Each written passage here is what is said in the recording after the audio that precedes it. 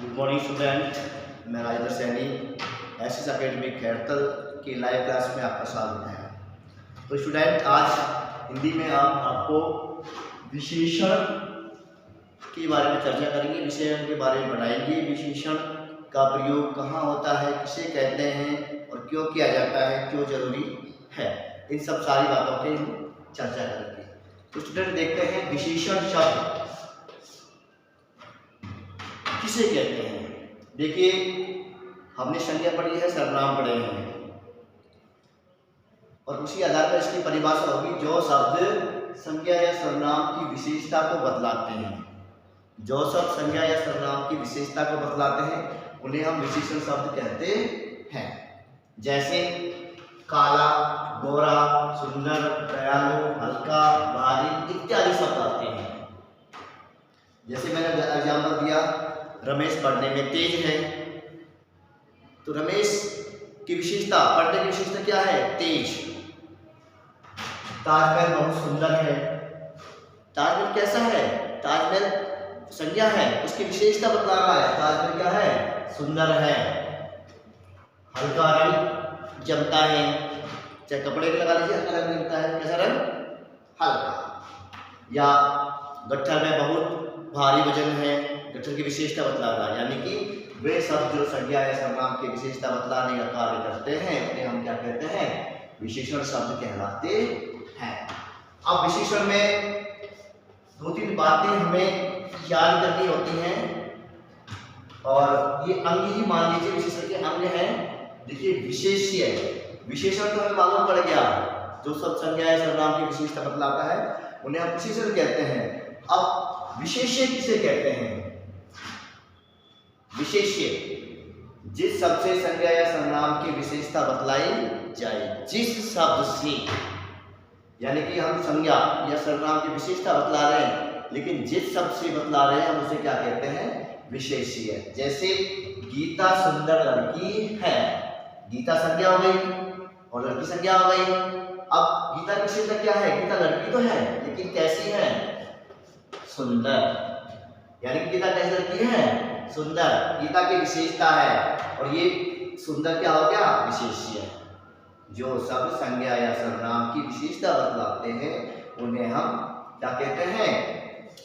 विशेष्य कहते हैं। दूसरा एग्जाम्पल देख लीजिए, मोहन पढ़ने में होशियार है। मोहन पढ़ने में क्या है? होशियार है। पढ़ाई के बारे में और मोहन के बारे में बात हो रही है, लेकिन विशेष्य क्या है कि वो पढ़ने में कैसा है? होशियार। तो ये होशियार शब्द हुआ हमारा, सुंदर हुआ, ये सब हमारे विशेष्य कहलाते हैं। नेक्स्ट देखिए स्टूडेंट, प्रविशेषण। हमने कहा संज्ञा सर्वनाम की विशेषता बतलाने वाले शब्द विशेषण कहलाते हैं, लेकिन आप जब इन विशेषण शब्दों की भी विशेषता बतलाई जाती है तो वो हिंदी में प्रविशेषण कहलाते हैं। यानी कि हमें ये ध्यान रखना है कि वाक्य में किसकी विशेषता किस शब्द से बतलाई जा रही है और जिस शब्द से बतलाई जा रही है उसकी भी विशेषता बतलाई जा रही है, उसे हम कहते हैं प्रविशेषण।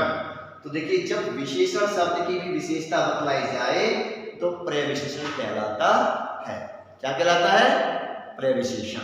आगे देखिए, इसी का हम एग्जाम्पल लेते हैं। रोहित बहुत तेज चलता है। रोहित चलता है, तेज चलता है। रोहित चलने के बारे में बात हो रही है, रोहित की चलना के बारे में बात हो रही है, लेकिन चलने की विशेषता क्या है? तेज। तो ये चलने की विशेषता तेज है, तो ये हो गया हमारा विशेषण। क्या हो गया? विशेषण। अब इसकी विशेषता बता रहा है, चलता तो तेज है लेकिन बहुत तेज। एक तो तेज चलना होता है और एक और भी तेज चलना होता है, यानी कि रोहित बहुत तेज चलता है। तो यहाँ बहुत शब्द तेज की विशेषता को प्रदर्शित कर रहा है, इसलिए तेज शब्द प्रविशेषण कहलाता है या प्रविशेषण होता है। दूसरा एग्जाम्पल देखिए, रमेश धीरे धीरे लिखता है। कुछ बच्चे तेज लिखते हैं, कोई धीरे धीरे लिखते हैं। अब यह लिखने की विशेषता, लिखने की विशेषता धीरे धीरे लिखता है, इस तरीके से। या रमेश बहुत धीरे लिखता है, इधर देख लीजिए, बहुत धीरे। विशेषता है लिखने की, धीरे लिखता है लेकिन बहुत ही धीरे, क्योंकि सारे बच्चे एक जैसे स्पीड से नहीं लिख पाते हैं। तो यहाँ धीरे की विशेषता है, ये हो गया हमारा प्रयोग विशेषण। एक और शब्द आता है उद्देश्य। हम सब जानते हैं, लेकिन जब व्याकरण की दृष्टि से देखते हैं तो कहते हैं सर उद्देश्य क्या होता है, हमें पढ़ा ही नहीं है। तो कोई बात नहीं, इधर देखिए, उद्देश्य वाक्य में कर्ता को ही उद्देश्य कहते हैं। वेरी सिंपल, बस पता नहीं होता है तो हमारे लिए पहाड़ के बराबर लगता है, लेकिन पता है तो हमें कोई टेंशन नहीं है। रमेश विद्यालय जाता है, वाक्य में कर्ता कौन है, रमेश, तो रमेश ही हमारा क्या हो गया, उद्देश्य हो गया। मोहन पढ़ता है, मोहन लिखता है, सीता खाना बनाती है तो सीता खाना बनाती है, तो सीता बना रही है, यानी कि जो करता है वो काम को करने वाला है, वही हमारा उद्देश्य कहलाता है। तो ओके स्टूडेंट, इस प्रकार हमारा विशेषण किसे कहते हैं, विशेष्य, प्रिविशेषण और उद्देश्य हो जाता है। अब मुख्य बात आती है विशेषण, और ये कितने प्रकार के होते हैं, विशेषण और ये कितने प्रकार के होते हैं। तो देखिए विशेषण हमारे 4 प्रकार के होते हैं। कितने प्रकार के होते हैं, 4 प्रकार के। गुणवाचक विशेषण, संख्यावाचक विशेषण, परिमाणवाचक विशेषण और सार्वनामिक विशेषण, यानी कि विशेषण हमारे 4 प्रकार के होते हैं।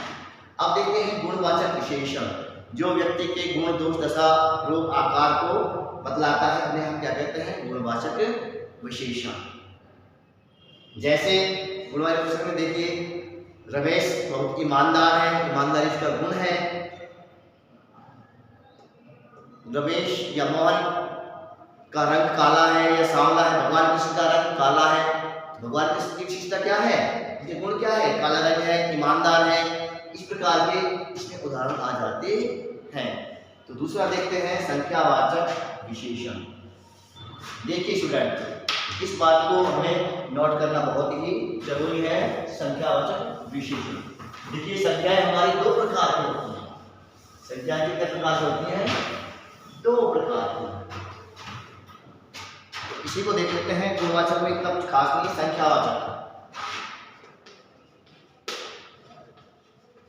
संख्यावाचक विशेषण। स्टूडेंट इधर ध्यान दीजिए, संख्या हमारी निश्चित भी होती है और अनिश्चित होती है। इसी आधार पर यानी कि बेसिक विशेषण शब्द जो हमें किसी काउंटिंग या गिनने की संख्या का बोध कराता है, उन्हें हम क्या कहते हैं, संख्यावाचक विशेषण। इसके भी 2 भेद होते हैं, निश्चित संख्यावाचक विशेषण और अनिश्चित। निश्चित संख्यावाचक विशेषण। तो स्टूडेंट देखिए, निश्चित संख्यावाचक विशेषण वो विशेषण शब्द जो हमें निश्चित संख्या का बोध कराते हैं, उन्हें हम कहते हैं निश्चित संख्यावाचक विशेषण। वह विशेषण शब्द जो हमें अनिश्चित संख्या का बोध कराता है, उन्हें क्या कहते हैं, अनिश्चित संख्यावाचक विशेषण। जैसे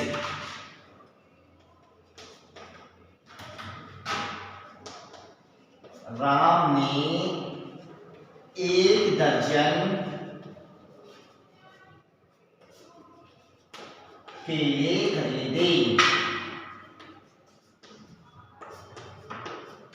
दूसरा एग्जाम्पल देख लीजिए,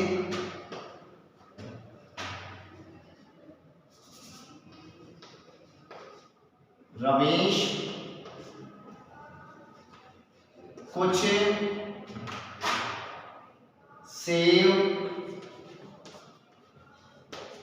लेकर आया है।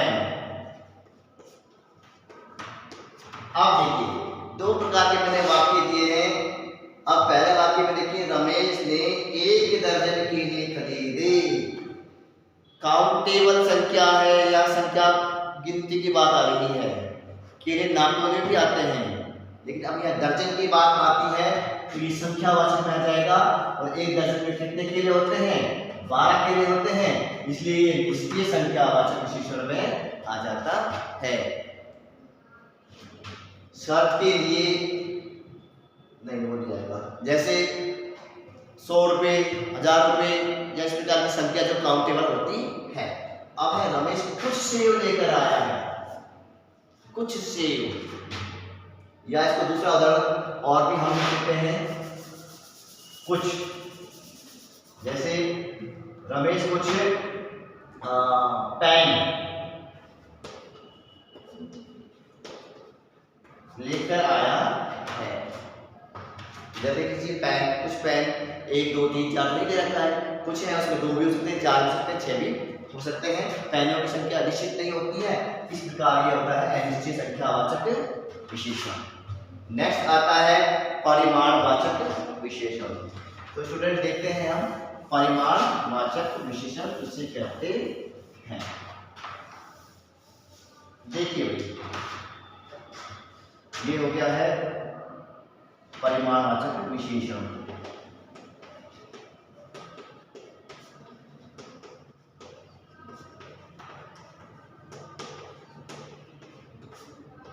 इधर देखिए,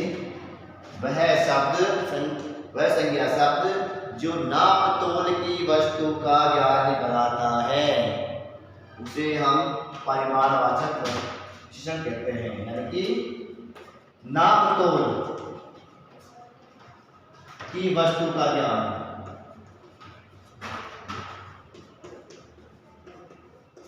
इधर आप नाप तोल जो नापने में ली जाती है या तोलने में ली जाती है। अब इसके भी 2 भेद होते हैं, एक होता है निश्चित और निश्चित परिमाणवाचक। परिमाणवाचक विशेषण शॉर्ट में लिखा हुआ है ना, और अनिश्चित परिमाणवाचक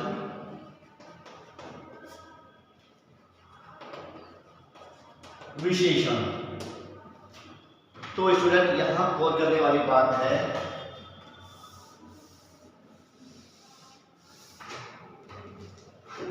देखिए भाई, नाप तोल की वस्तु का ज्ञान तो हमें हो रहा है, इतना हमें आ गया, लेकिन वो नाप तोल वस्तु निश्चित है या नहीं निश्चित। जो संज्ञा शब्द, जो शब्द हमें किसी नाप तोल की वस्तु की निश्चित संख्या का बोध करा रहा है, नाप तोल वाली, जैसे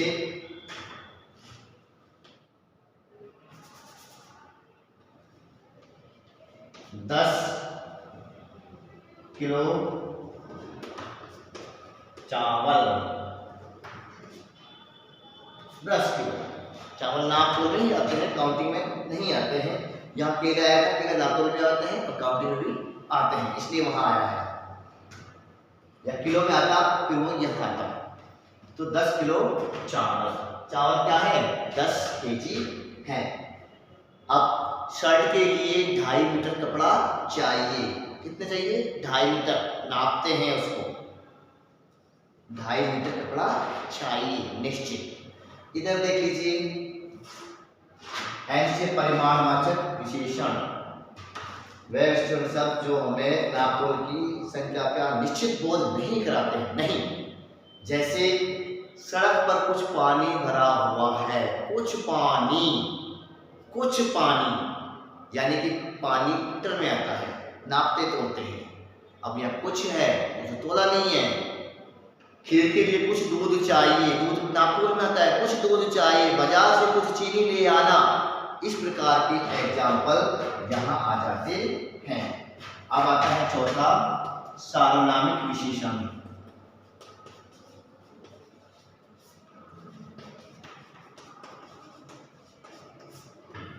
सार्वनामिक यानी सर्वनाम तो होते हैं, ये है वह,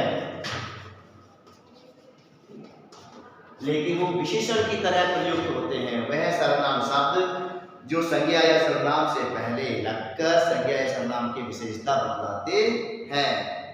यह शर्मा जी का मकान है, यह वह सर्वनाम भी होते हैं हमारे। यह शर्मा जी का मकान है, यह रमेश की कार है। कौन छात्र पढ़ने में तेज है, इस प्रकार यह वह कौन जो शब्द हैं सर्वनाम शब्द हैं, लेकिन वो विशेषण की तरह प्रयुक्त होते हैं, उन्हें हम सर्वनामिक विशेषण कहते हैं। तो एक नजर में दोबारा देख लीजिए, सर्वनाम शब्द विशेषण शब्द किसे कहते हैं? जो शब्द संज्ञा या सर्वनाम की विशेषता बतलाते हैं उन्हें हम विशेषण कहते हैं। अब विशेषण में भी फिर आ गया हमारा प्रविशेषण, जिस सबसे विशेषता बतलाई जाती है और विशेषण की विशेषता बतलाई जाती है उसे प्रविशेषण कहते हैं। उद्देश्य की बात कर लेते हैं। वाक्य में कर्ता को ही उद्देश्य कहते हैं। इस प्रकार हमारे विशेषण 4 प्रकार के होते हैं: गुणवाचक विशेषण, संख्यावाचक विशेषण, परिमाणवाचक विशेषण और सार्वनामिक विशेषण। तो ठीक है स्टूडेंट, इस संबंध में जो प्रश्न पूछना है आप पूछ सकते हैं। Okay, thank you.